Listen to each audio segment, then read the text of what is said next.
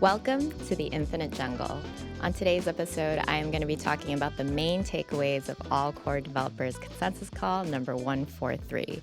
We are going to be talking about updates to the Pectra Devnets, specifically Pectra Devnet 3 and 4. I will also talk about a few updates to the discussion about including more blob-related EIPs into Pectra, specifically a blob throughput increase into Pectra. It hasn't formally been accepted into the upgrade yet by developers, but there's been some development, some progress on that conversation, which we'll talk about on today's show. As always, before we get started, here is a quick show disclaimer. I need to remind you to please refer to the disclaimer linked in the podcast show notes and note that none of the information in this podcast constitutes investment advice, an offer, recommendation, or solicitation by Galaxy Digital or any of its affiliates to buy or sell any securities. Developers started off ACDC 143 with an update to Pectra Devnet 3. Debugging efforts are ongoing on that DevNet. There was specific bugs that developers very briefly talked about on the call, but I think it's clear that developers are trying to wrap up as much as possible the client implementations on Devnet 3 and focus their attention on Pectra Devnet 4. There are some specifications updates that will be implemented for Pectra Devnet 4, which developers are trying to finalize as quickly as possible.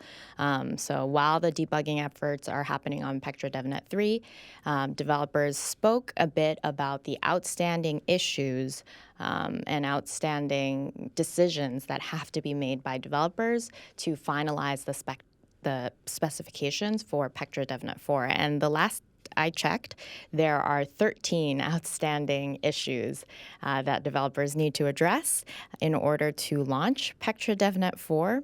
Some of these issues developers agreed on the call to finalize and to move ahead with. There were other changes to Pectra specifications that developers said will need more discussion and will be more time to really resolve. And the chair of the call, Alex Stokes, he's an Ethereum Foundation researcher, really encouraged developers at the very least at the latest, by the next ACD call, which will happen in 1 week time, because these calls happen on Thursday.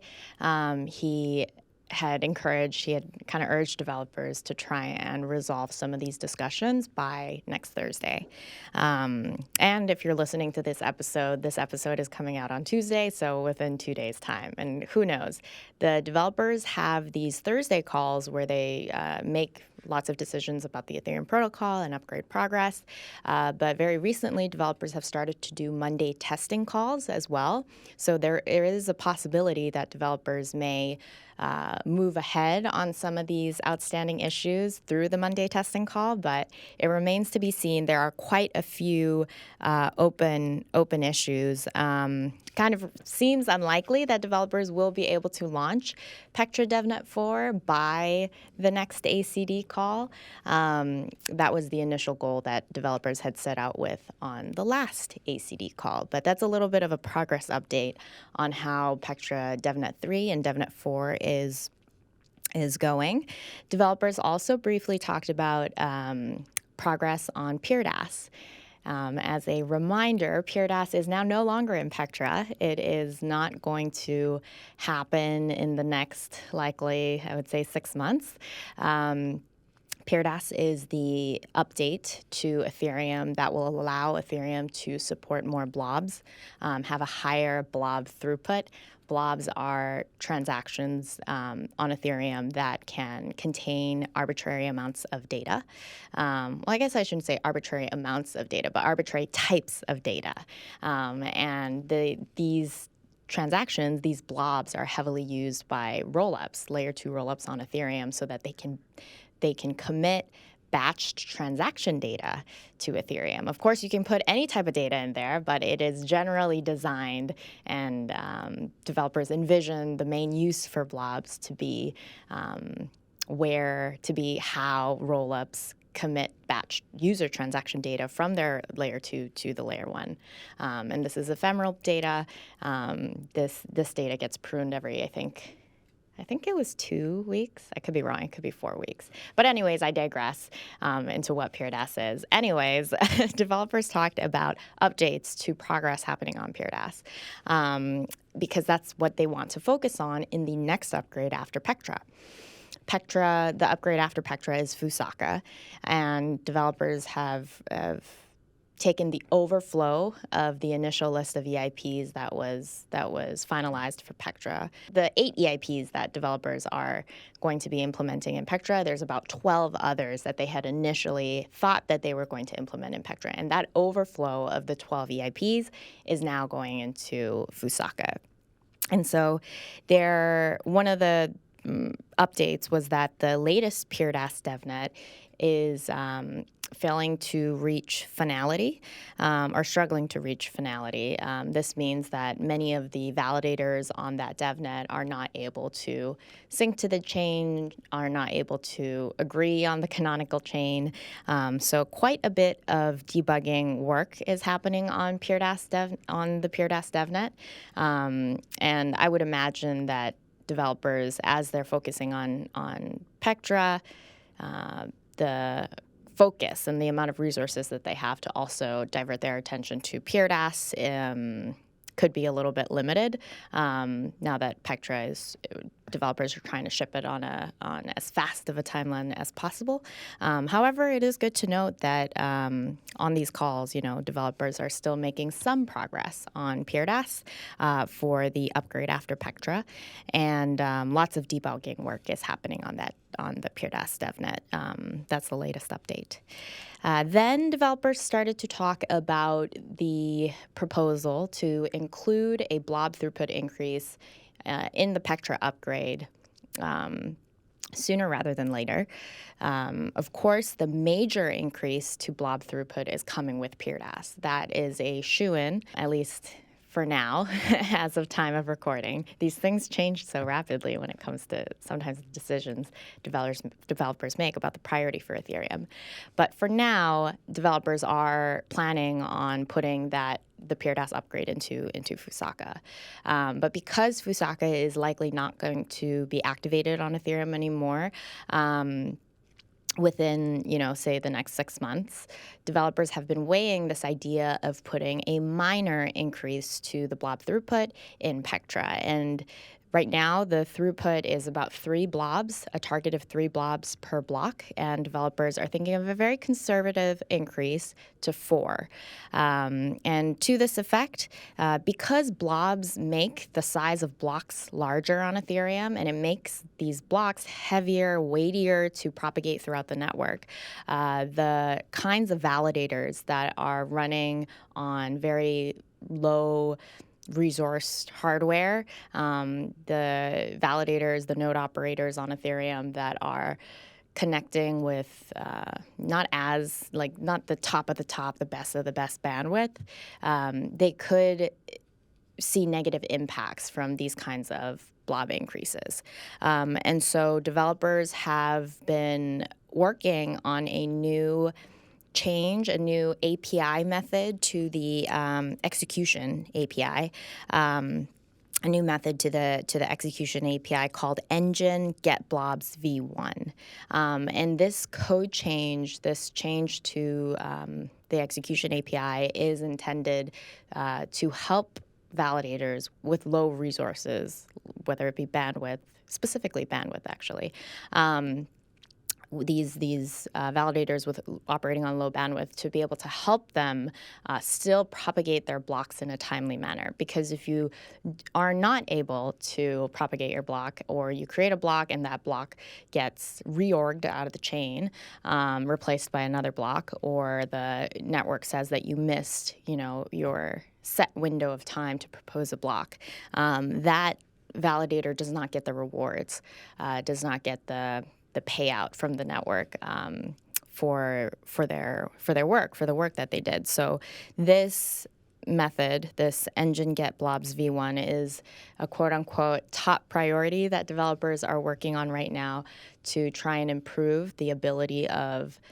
of solo stakers, validators that are being run from home, to be able to participate in the network. And so developers were talking about that. They were saying most of the client teams are still in the process of implementing this, but they were very looking forward to the point when all of the client teams will be able to roll that out.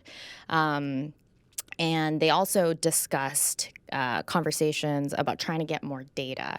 This was a major point talked about on the last ACD call of figuring out, in order to figure out whether or not developers want to include the blob increase. I mean, they do, but whether or not it's safe to do so, especially for solo stakers, these validators that are being operated from again, very resource-constrained devices, and perhaps in environments where the bandwidth is not the highest. Developers were not only talking about improvements to the protocol itself, like the execution API, but they were also talking about just getting more research and concrete numbers around the rate of block reorgs happening to solo stakers.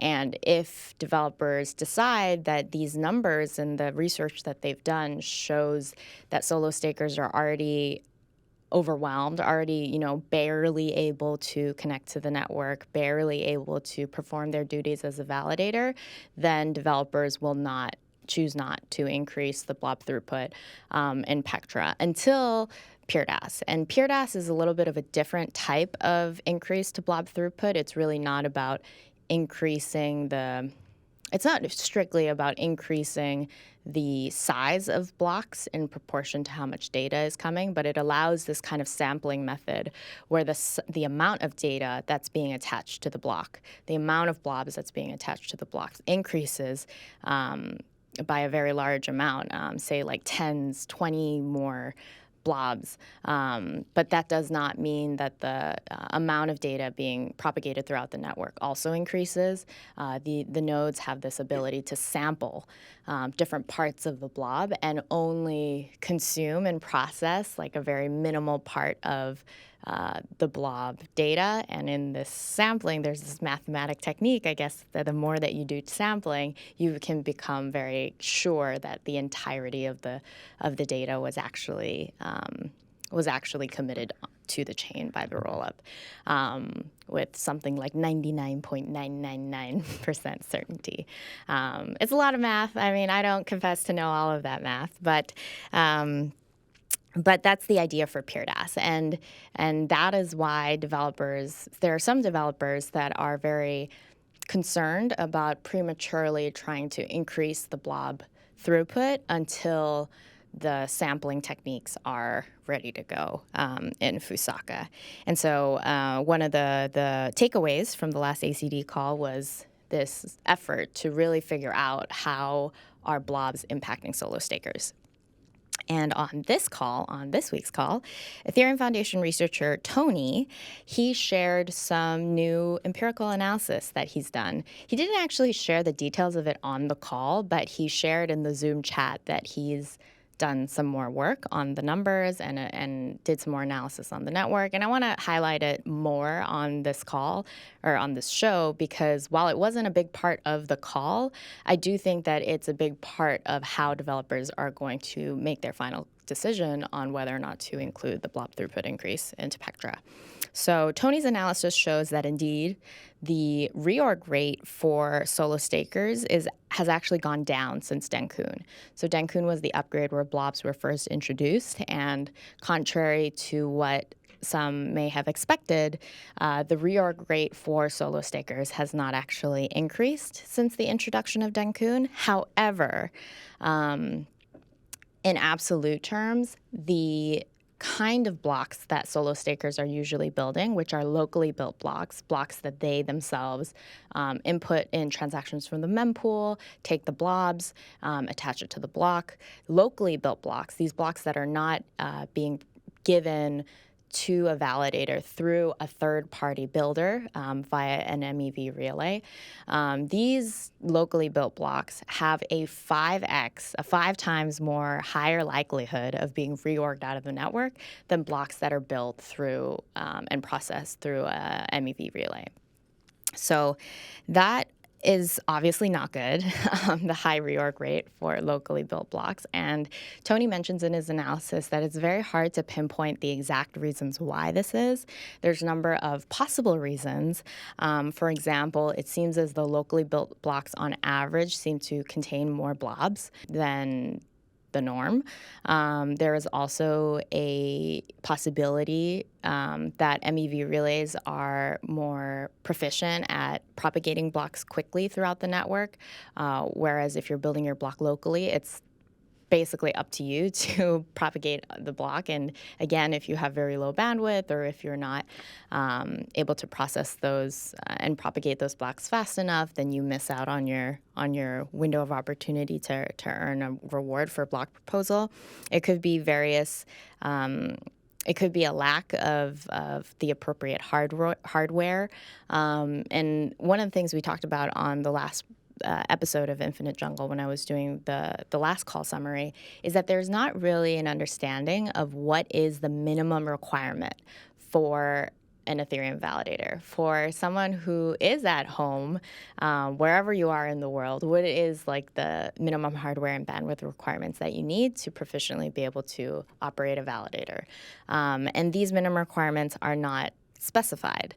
And so I think there's a lot of questions of, are some solo stakers on Ethereum actually operating with far too low, hardware and bandwidth? Are they in an environment where it's just not feasible to really perform their duties?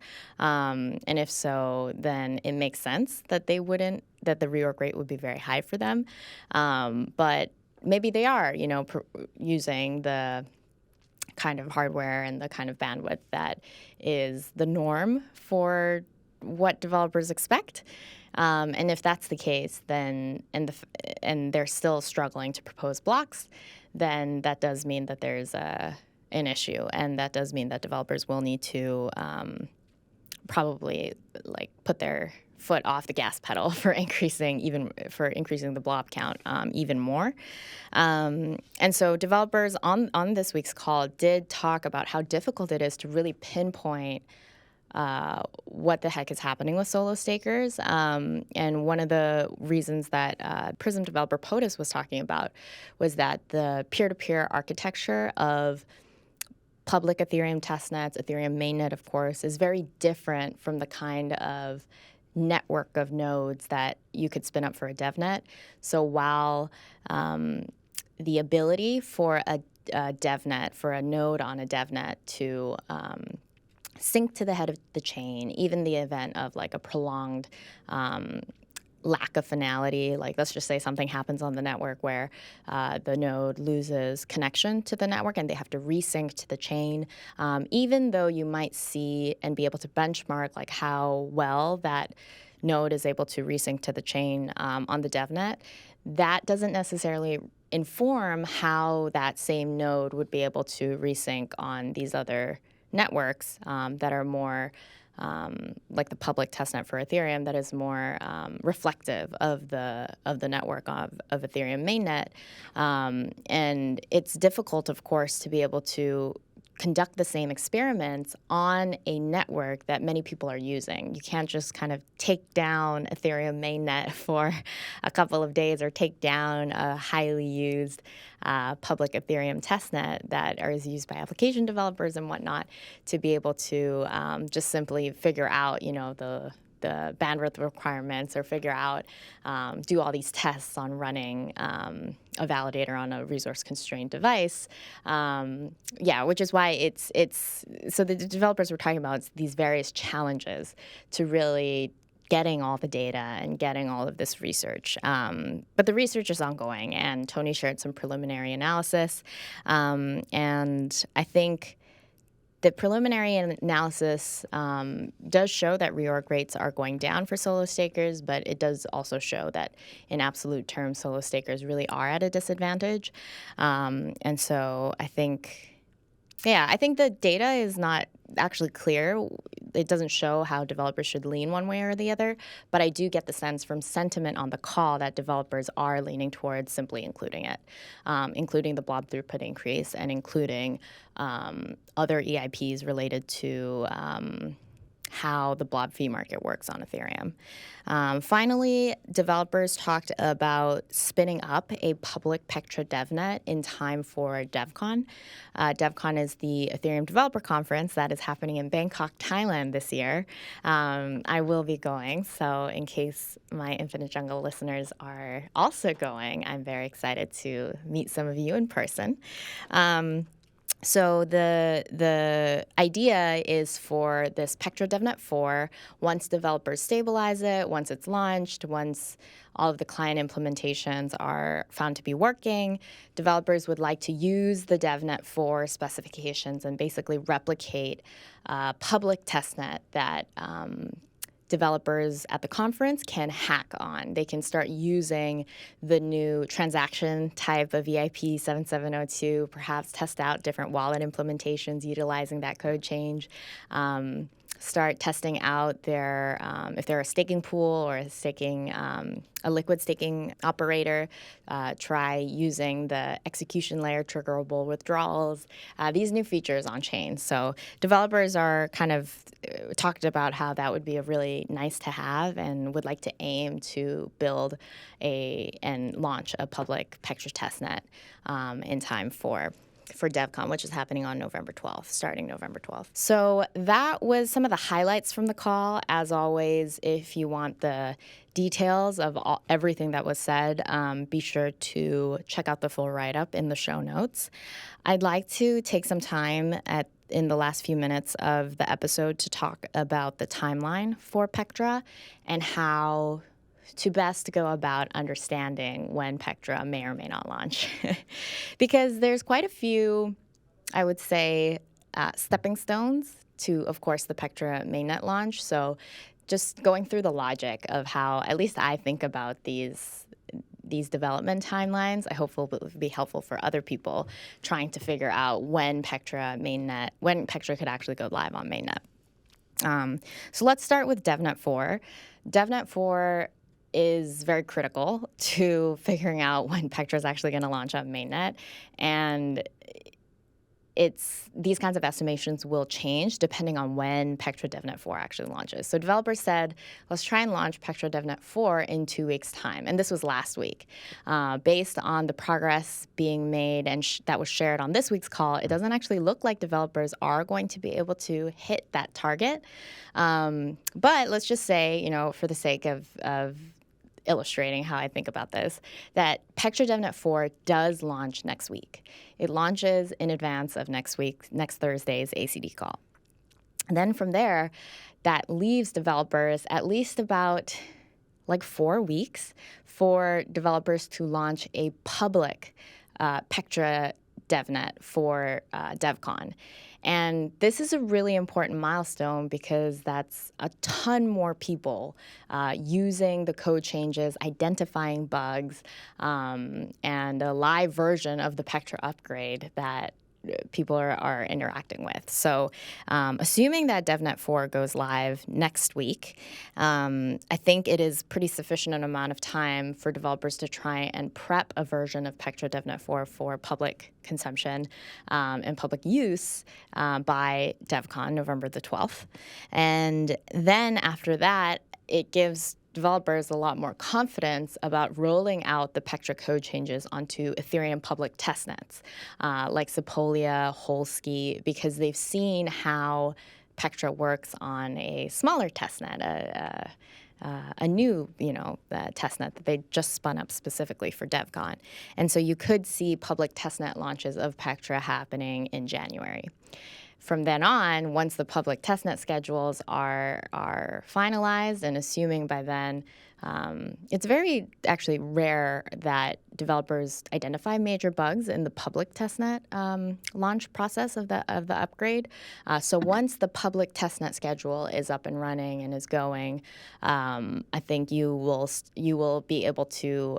It's likely that the mainnet launch for Pectra would come a month or two after that, likely 2 months after that, from January to March, being able to upgrade the public testnets. And once the public testnets are starting to be upgraded, there's a lot more clarity around when actually the mainnet will go live. And I believe there's 3 Ethereum public testnets. So if you give about 2 weeks in between each of those for developers to upgrade those testnets, the public ones, and then move on to mainnet, it leaves you to March for the mainnet. And sometimes developers only leave about 1 week between the testnets, but even in that case, you still have about like late February or March is when we're kind of assuming. So as you can see, this kind of thought process, you think about when the devnets are going to go live and when developers can realistically achieve either launching a new public testnet for Pectra or move on to upgrading the existing Ethereum public testnets, and then its mainnet thereafter. The one kind of hiccup that obviously is looming on everybody's minds is the addition of a blob throughput increase. And to be clear, because developers have not made a decision on whether or not they're going to be including a blob throughput increase into Pectra, they are not going to be moving ahead with upgrading Ethereum public testnets until this decision is made. So assuming that Pectra Devnet 4 does not launch next week, it launches, say, in 3 weeks or 4 weeks, that might leave insufficient time for developers to spin up a public Pectra testnet for Devcon. But even if it does launch the public Pectra testnet for Devcon, I wish there was a name for it already, but developers are still hammering that out. So until they do, it's going to be a little wordy whenever I say a public Pectra testnet for Devcon. But anyways, so let's just say they do launch that. That will in no way be able to encourage developers further about upgrading Ethereum public testnets like Holsky, Sepolia in January if developers have not yet made a decision around the blob throughput increase. I do not think developers are going to be upgrading the big testnets, the Holsky, the Sepolia. There's one more, but I can't remember the name of it, or maybe there isn't. But the point is, they're not going to be upgrading those that are actually used by decentralized application developers, used by staking pools, until they are sure, until they are confirmed that the scope of Pectra is final, and until a decision has been made about whether or not the blob throughput increase is there or not. And so you could see after the launch of this public Pectra Devcon testnet and the launch of Devnet 4, additional Devnets, Devnet 5, Devnet 6, Devnet 7, until the end of the year, basically until developers finalize the scope. And it's clear that from the latest call and the discussions that were happening, that an increase to the blob throughput is not as simple as developers may have talked about it initially. It does require client teams to do some work in changing that changing the target blob count, and it does require the blob throughput increase will likely be coupled with some of these other EIPs related to the blob fee market that are way more complex to implement. So, for example, the one that Alex Stokes was saying was a shoo-in for Pectra is EIP 7742, uncoupling the blob count between the consensus layer and the execution layer. This is basically changing the mechanism through which blob count changes, block target and block maximum numbers, how they are calculated on chain. And it basically removes the need for the execution layer to really do any of the calculations. All of the numbers and the constants are communicated by the consensus layer, dictated by the consensus layer. So that's a code change that developers are going to require more testing on than, say, just a simple throughput increase, even though the throughput increase itself will need testing once it's formally included. So right now you can see that Devnet 4 is incomplete. And, any public versions of Pectra that are testnet versions of Pectra that are launched with Devnet 4 specifications still will not be able to inform the timeline for Ethereum public testnet launches and mainnet launches, really until the scope of Pectra is finalized. So those are some of the major decisions I think to be watching out for. And because developers, I think, will need at least a couple of weeks before they're going to be able to make a decision on the inclusion of any EIPs. Any additional EIPs to Pectra, I think we could see the Pectra mainnet upgrade happen more to like the end of March, if not April. Pushing out the upgrade a little bit further to allow developers time to make the decision, start implementing the new code changes and testing them thereafter. But of course, lots of factors at play, lots of different kind of stepping stones that need to be reached first before there's really any true clarity on the mainnet activation date. But these are some preliminary thoughts. This is a preliminary analysis of how to go about thinking about the Pectra timeline and what key milestones to be watching out for. Again, definitely the launch of Pectra Devnet 4 will inform how likely it is that we'll see a public Pectra testnet for Devcon. And the sooner that developers can make a decision about the blob throughput increase, the faster they can finally move on from the devnets and start to update the Ethereum testnets, the Ethereum public testnets. So there you have it. I hope that you enjoyed this episode of the Infinite Jungle. I hope that you learned something new about Ethereum.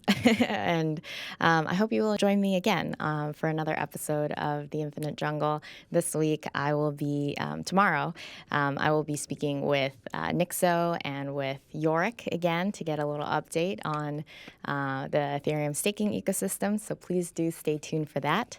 I am signing off from New York City, the concrete jungle, in your explorations of the infinite jungle that is Ethereum. Stay safe out there.